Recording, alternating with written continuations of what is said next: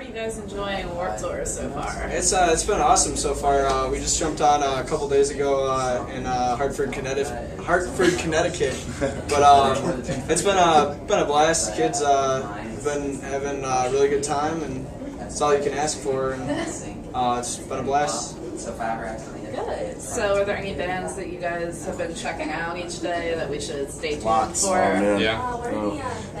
The sparring. AM Taxi from Chicago has been awesome. Yeah, I keep hearing that name drop a lot today. They're really good. Far from finished. Riverboat Gamblers, Far from Finished. Andrew WK. Always a good show. Always. Reverend Peyton. Yeah, Reverend Peyton's amazing. So. The Mighty Regis. Yeah. Yes. There's a lot. There's a lot of cool bands this year, and a lot of them we haven't seen before with this. So it's awesome to have this opportunity to be out on the road with them and be able to see them every day. So, or at least try to see them every day. It's pretty busy.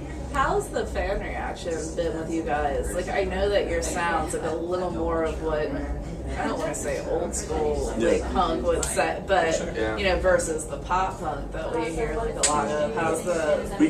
We've seen a lot of our friends come out specifically saying, hey, I stopped coming to Warped Tour a long time ago, but I came out to support you guys, which was really cool for us to hear. Yeah. I think there's been a lot of, they've been opened up to some new bands that are actually on the tour that are a little harder, which has been good. You know, bands need to be able to tour, and punk bands along with pop bands and whatever, but it's been good. I think a lot of kids, it's kind of a weird world we live in right now for punk, in the way that a lot of kids are just into it's either a lot of metal, hard screaming, hair music, or it's really pop, you know, and so we kind of all find ourselves just punk rock, and we're like, kind of like freaked out by some of it. Almost like, hey, let's just stick to the good old root stuff that we all grew up on, and that's, you know, keep it real. So your album Blackthorn, it came out back in, it was March, right? So you guys working on any new material? You know, what have you guys been doing since then? Doing a lot of support for the Blackthorn album, and then once we're through with this year, we're booked all the way up through November. Pretty solid.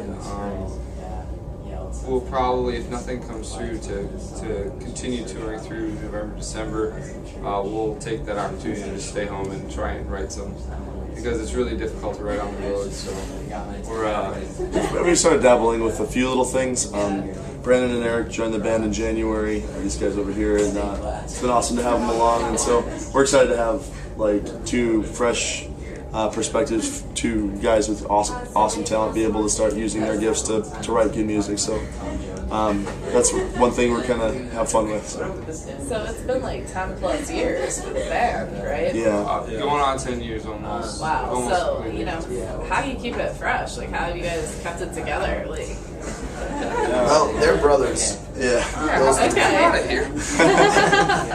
I think honestly the biggest thing to keep yourselves as a band tight is to make sure that you treat each other with respect enough to just be able to talk to each other openly and honestly about what you're feeling, what you're going through. You become masters of good conflict resolution, and you have to be in order to live in a van with 5 guys and two wives, you know, who come along with us as well. So to keep it fresh, I think one thing one thing that's helped me a lot in writing a lot of stuff is making sure that I don't get caught on only certain bands that I listen to.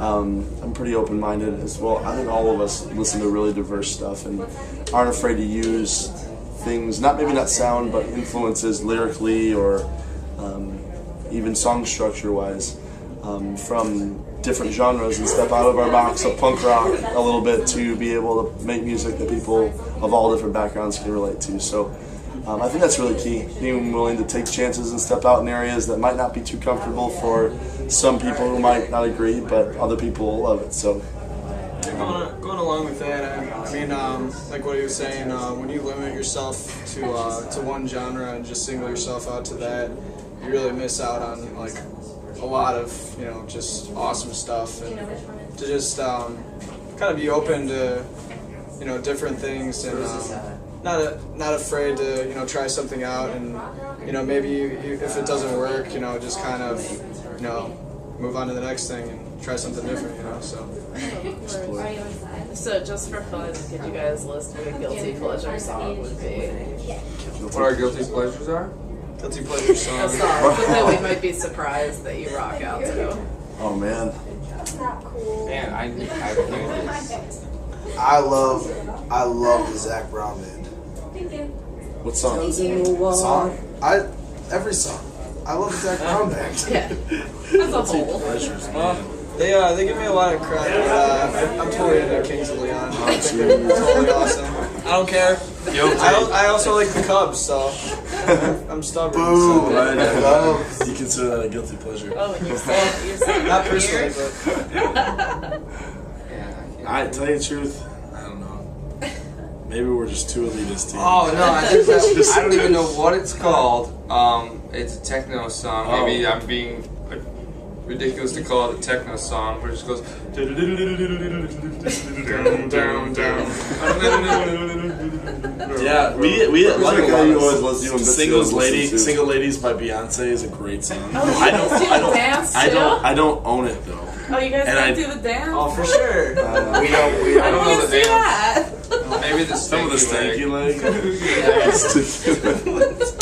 The only dance we do is the Thriller. That costs a lot of money. Yeah. I'm so confused. You had your Kings of Leon moment.